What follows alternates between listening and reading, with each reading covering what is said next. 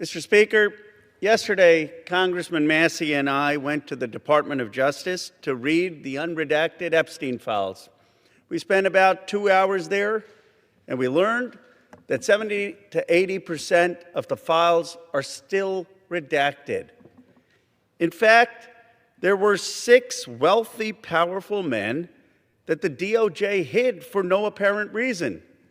When Congressman Massey and I pointed this out to the Department of Justice, they acknowledged their mistake, and now they have revealed the identity of these 6 powerful men. These men are Salvatore Navora, Zorab Mikoladze, Leopig Leonor, Nicola Caputa, Sultan Ahmed bin Sulayem, CEO of Dubai Ports World, and billionaire businessman Leslie Wexner, who was labeled as a co-conspirator by the FBI. Now, my question is, why did it take Thomas Massey and me going to the Justice Department to get these 6 men's identities to become public? And if we found 6 men that they were hiding in 2 hours, imagine how many men they are covering up for in those 3 million files. But the story gets worse.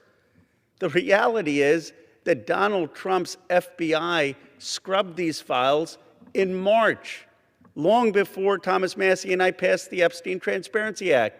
Now, my bill is clear. The Epstein Transparency Act requires them to unredact those FBI files.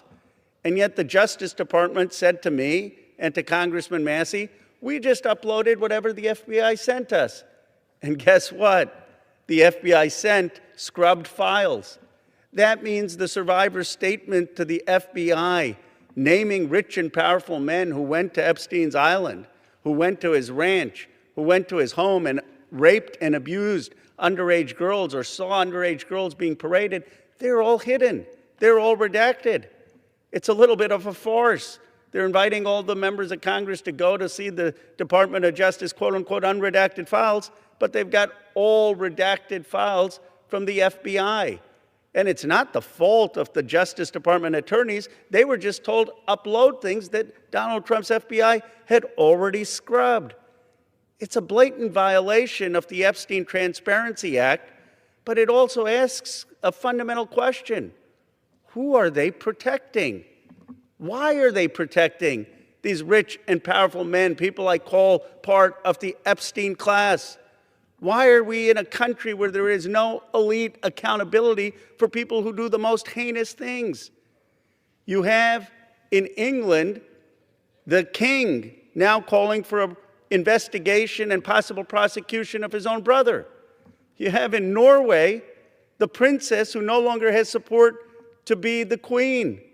And yet in the United States of America, we have someone in the cabinet, Howard Lutnick, who is all over these Epstein files, who allegedly had business with Epstein after he was convicted of pedophilia, and he still is in the cabinet. We need to ask ourselves, are we in America going to have elite accountability? Are we going to call on rich and powerful people who broke the law or cavorted with a pedophile, a convicted pedophile? Are we going to call them to account? Are we going to have prosecutions for billionaires who went to this island and either raped underage girls or saw underage girls being raped and didn't say anything? Are we going to have investigations? I'll tell you what this is about. It's not just about the 1,200 survivors. It's about 2 tiers of justice in America.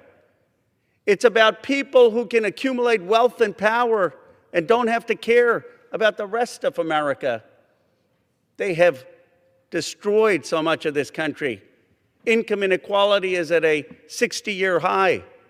Workers' salaries are less than they have been for 75 years as a part of GDP. Somehow this country seems to be working for the rich and powerful, but it's not working for ordinary working class Americans. I say enough. It's time to begin with accountability for the Epstein class. Hold them in front of Congress, those people who visited the island or did business with Epstein after he was a convicted pedophile. Investigate them, prosecute them, and let's return to to democratic accountability in the United States of America. Let's return to one system of justice in the United States of America. Let's return to a place where every American has a stake in this country.